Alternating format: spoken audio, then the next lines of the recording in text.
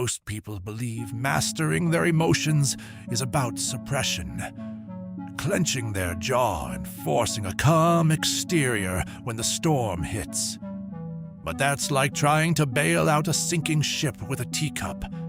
You're fighting the symptom, not the cause. They feel the sting of an insult and try to talk themselves down. They sense fear creeping in and attempt to shove it back into the shadows. They react to a trigger and try to manage the trigger itself. But the trigger isn't the enemy. The reaction isn't the core issue. The real problem is the factory floor of your own mind, the internal architecture that manufactures those feelings in the first place. Think of it like a car that keeps pulling to the left. You can spend all your energy fighting the steering wheel, muscles tense, constantly correcting, but the car still pulls. The real fix isn't in your grip, it's in the alignment. You have to go beneath the surface, adjust the axles, and recalibrate the geometry of the machine. Once you do, the car drives straight without any effort on your part. That is the essence of strategic psychological mastery. It doesn't waste energy trying to control the endless stream of emotional output. It goes straight to the source, tears down the old wiring, and installs a new system from the ground up. And when that system is rebuilt, when your internal structure is fundamentally altered, something profound occurs. People stop being able to get a rise out of you. Not because you're faking it or holding back, but because you've become structurally inaccessible.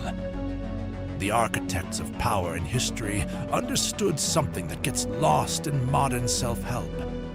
The person whose internal world is a locked vault, unreadable, unpredictable, holds absolute authority. Whoever dictates the emotional rhythm dictates the outcome. And to control the rhythm, you must render your inner landscape invisible. This isn't about being cold. Coldness is just another pattern, and patterns can be cracked. This is about becoming something far more elusive, a fluid, layered presence that can't be mapped, a fortress with no walls and no visible doors. In the next several minutes, I'm going to walk you through 7 principles, each one an architectural blueprint for your internal world. These aren't platitudes. They aren't think-positive affirmations. These are foundational upgrades to the operating system of your mind, designed to function under pressure. By the end, you won't just know the what. You'll understand the why at a visceral level, and that understanding will change how you navigate every interaction from now on. If that resonates, drop this affirmation in the comments right now. I am the architect. Let's begin. Number 1, the decoupling reflex. There's an old strategic axiom. He who commands himself commands the world, but before you can project command outward, you have to sever the puppet strings inside. Here's how most people are wired. It's a 3-step chain. Something happens. A feeling fires. You react. A coworker makes a snide comment. Your jaw tightens. You fire back with a defensive remark. The chain is so fast, it feels like a single event. You tell yourself, I'm just responding, or I'm passionate. You believe your reactions are simply who you are, but that chain isn't forged in steel. It's a habit. And like any habit, it can be dismantled. The decoupling reflex is the practice of inserting a gap, a deliberate, conscious pause between the event and the reaction. You're creating a dead zone, a space where the external world's impact hits a buffer before it can detonate your internal system. Think about the last time someone got under your skin. In that moment, your brain categorized the event as a threat and bypassed your conscious mind entirely. That's an emotional hijack.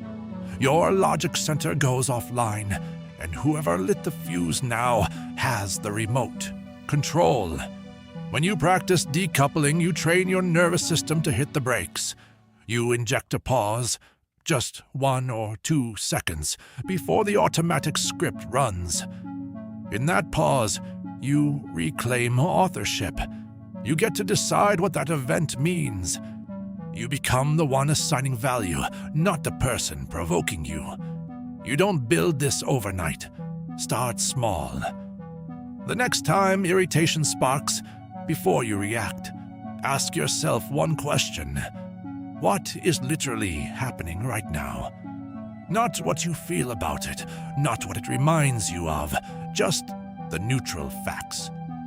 That single question is the gap, and that gap is the seed of your sovereignty. Over time, as you practice, the gap widens. Your reactions become slower, more deliberate. People around you will notice. They'll poke, expecting a flinch, and find nothing. They'll search for the lever, but there's nothing to pull. A person without a lever cannot be moved. Drop this affirmation. I own my pauses. Number 2, the observer's vantage point. Another principle from the strategic playbook.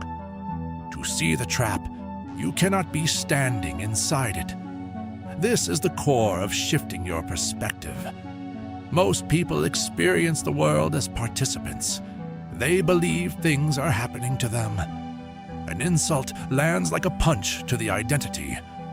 Disrespect feels like a theft of status. Rejection feels like a loss. This me-centric view is the most vulnerable position you can occupy. When you're in the game, you're susceptible to the game's blows. The observer's vantage point is a radical relocation. You step out of the arena and into the stands. You stop being the player and become the analyst.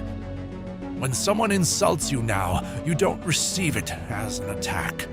You observe it as a data point. You watch their words with the detached curiosity of a biologist studying a specimen under a microscope. Interesting, you think. This individual is attempting to assert dominance through verbal provocation. Disrespect becomes a tactical read. This person is trying to lower my status in this dynamic. Anger directed at you becomes a signal. The other party is destabilized. Their emotional energy is high. When you make this shift from experiencing to observing, the emotional weight of the situation evaporates. Why? Because the charge only exists inside the experience. From the outside, it's just information. You're no longer in the storm. You're watching it from a dry, elevated ridge. From this height, you can see the entire battlefield. You can discern their true intent, their weaknesses, and the optimal path forward. This is why some people seem unnervingly calm in chaos. It's not that they don't feel, it's that they've moved to a place where the chaos can't reach them. They're not in the building. They're looking at the blueprints. Drop this affirmation. I observe. I decide. Number 3, the layered self, a classic insight. Everyone sees the mask you wear, but almost no one experiences who you truly are beneath it. And when the version of you that people see is complex, layered, and even contradictory, they cannot build a reliable model of you. And without a model, they cannot predict. And without prediction, they cannot prepare a strategy against you. Most people operate in a single emotional gear. They are either calm or anxious, engaged or aloof, confident or timid. It's a one-dimensional signal, broadcasting clearly to anyone who cares to look. People quickly learn your tells. You get loud when excited, defensive when threatened, quiet when uncertain. Once they know the pattern, they can use it. The layered self is the art of holding multiple, seemingly contradictory emotional states simultaneously. It's not about faking, it's about allowing complexity. Calm but razor-sharp alert.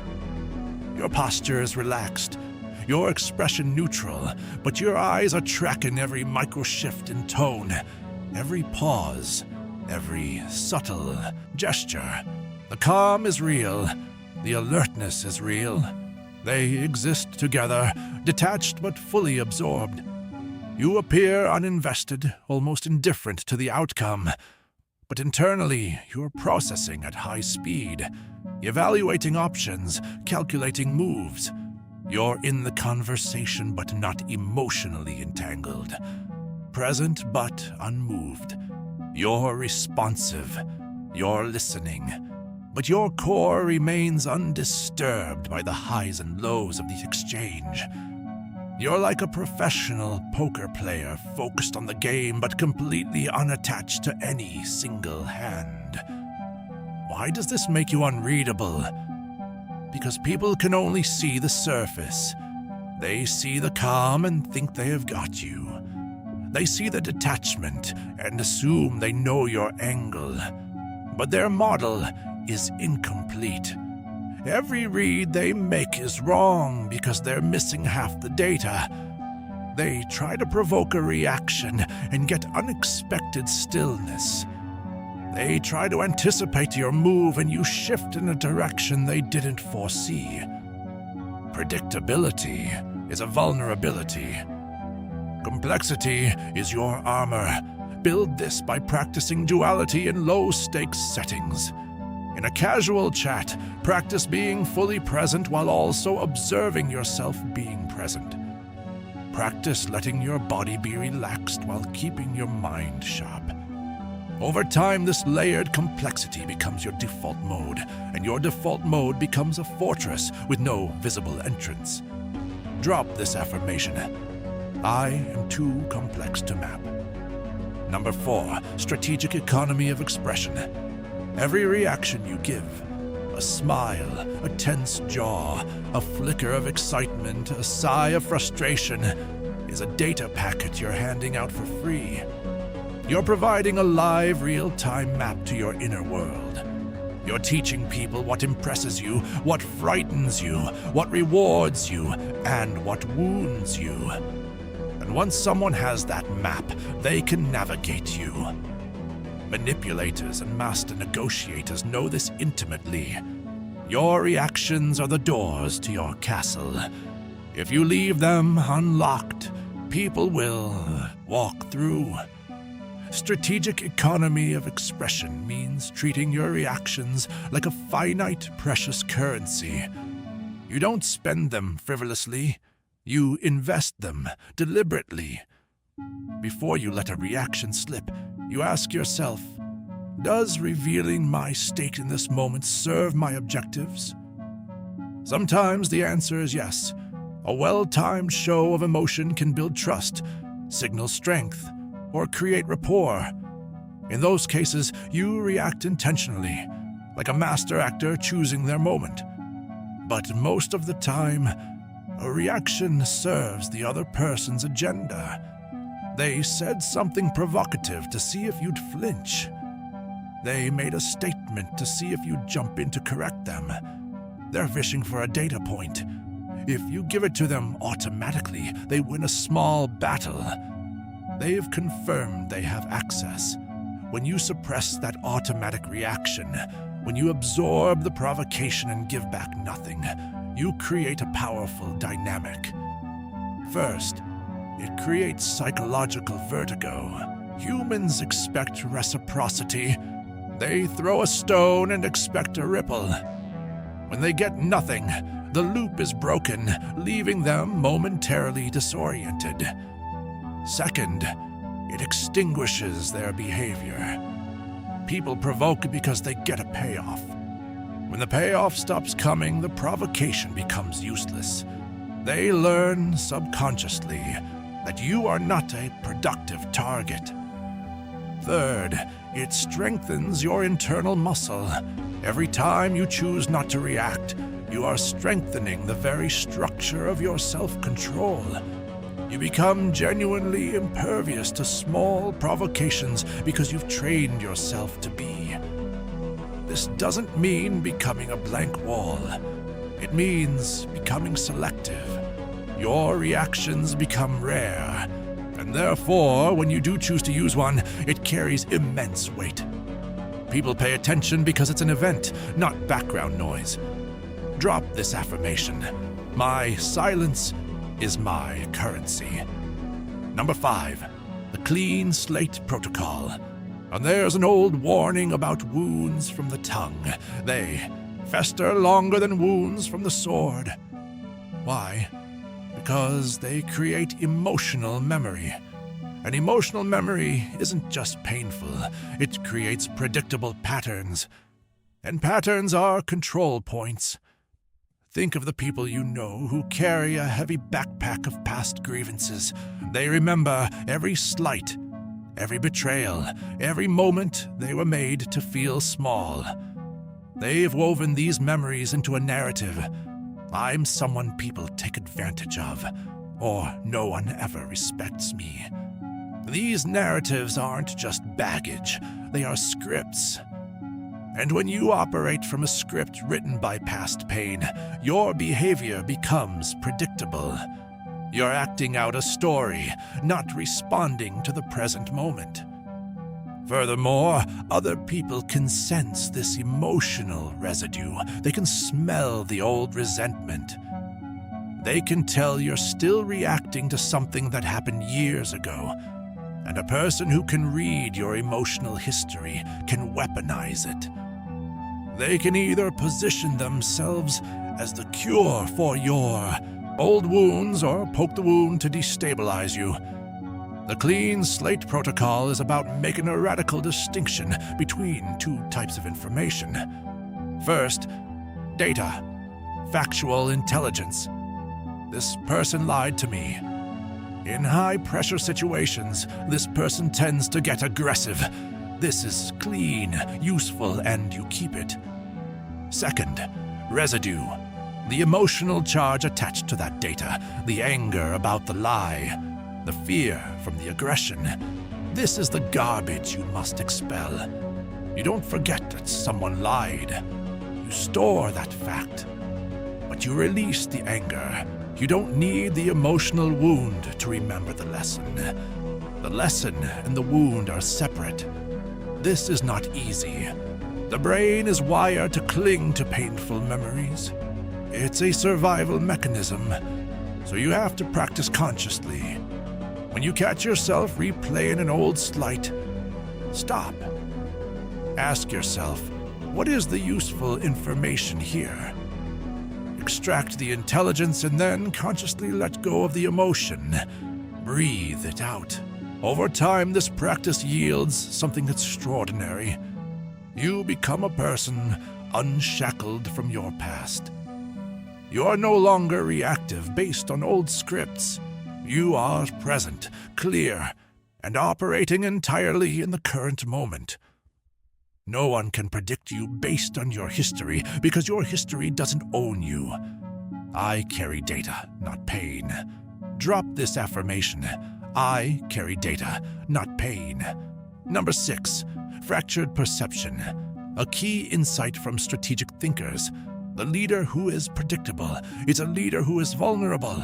The same goes for you. A completely consistent, predictable public image is a cage. It feels safe, but it's actually a blueprint you're handing to anyone who might wish to oppose you. Human beings are pattern recognition engines. We watch how someone behaves in different contexts and build a mental model. He's the quiet type. She always takes charge. He gets nervous under pressure. That model is how we navigate relationships, but it's also how we control them. If someone has an accurate model of you, they have a playbook for dealing with you. Fractured perception is the deliberate practice of shattering that model. It's not about random inconsistency. It's about controlled variation. You intentionally show different facets of yourself in different contexts. In one meeting, you say very little. You sit back, listen, observe. People leave thinking you're reserved, perhaps unsure. In the next meeting, you speak first, your voice carrying authority, setting the agenda. They leave thinking you're a natural leader.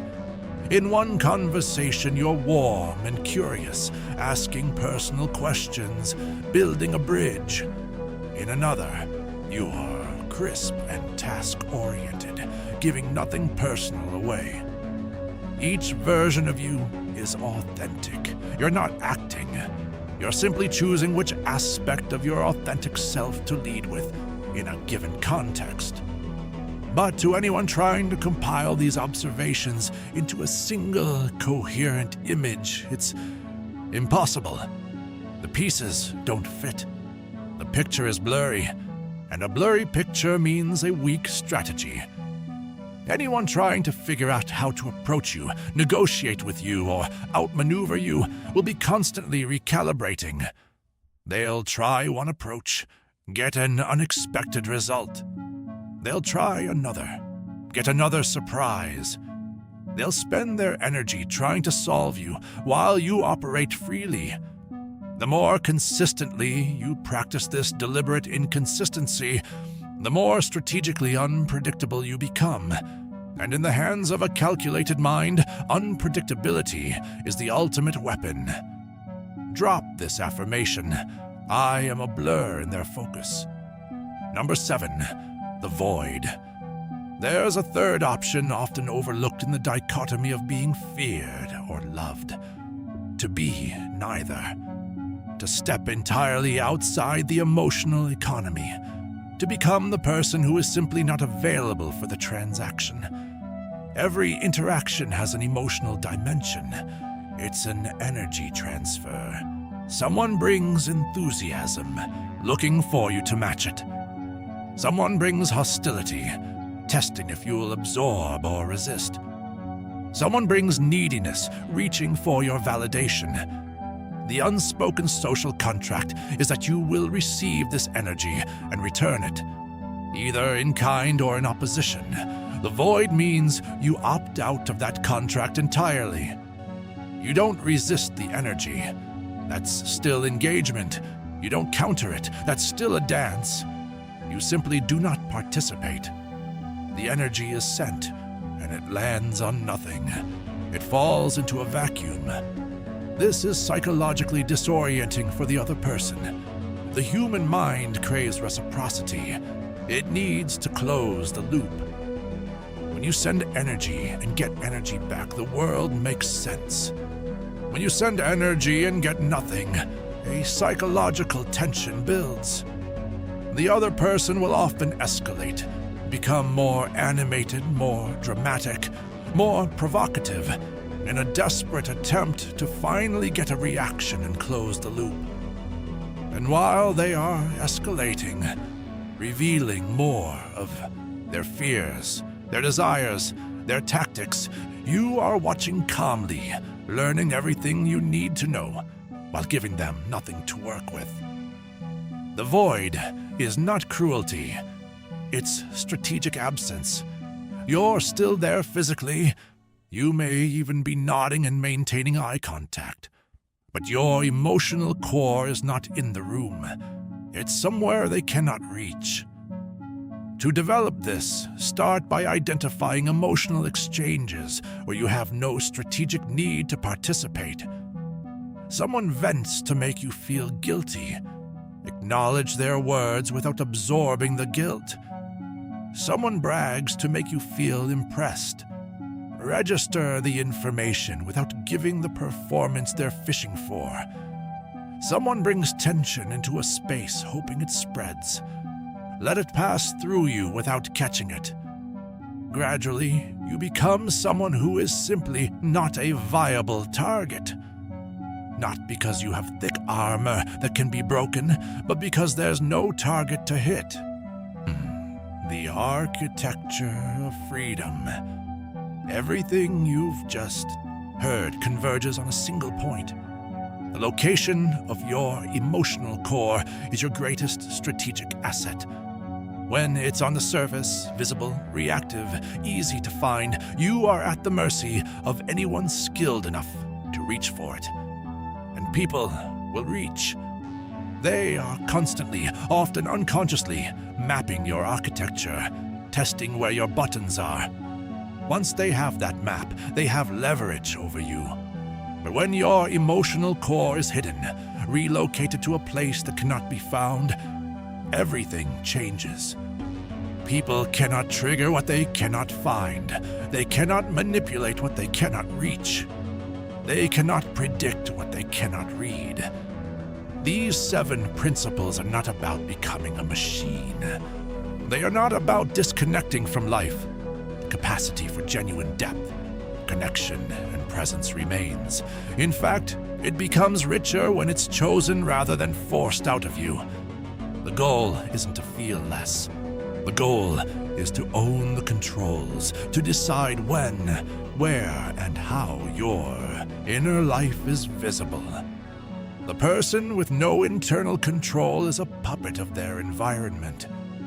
They rise and fall with external circumstances, and everyone watches the ride. The person with surface-level control looks calm, but they're still readable underneath. Still accessible if someone knows where to push. But the person who has restructured their internal architecture from the ground up, who has integrated these 7 principles into their operating system, is something else entirely. They are not just calm, they are free.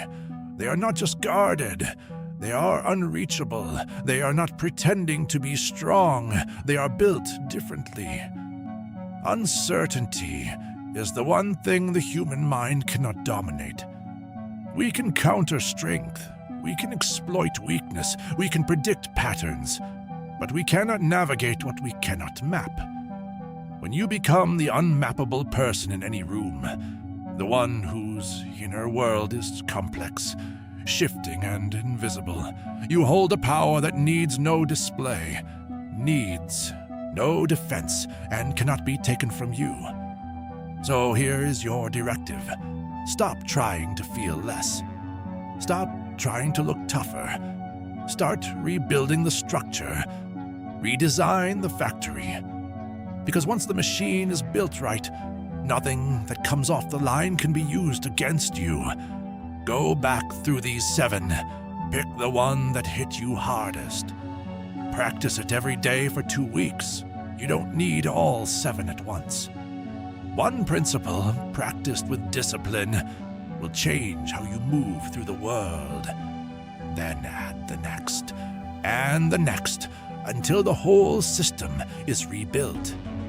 Until no one can find the door. If this gave you something real, hit the like button. Share this with one person who needs to hear it. Someone who's being pushed around and doesn't yet have the tools to stop. And if you're not subscribed to Winds of Thought, hit that subscribe button now. To close, drop this final affirmation in the comments.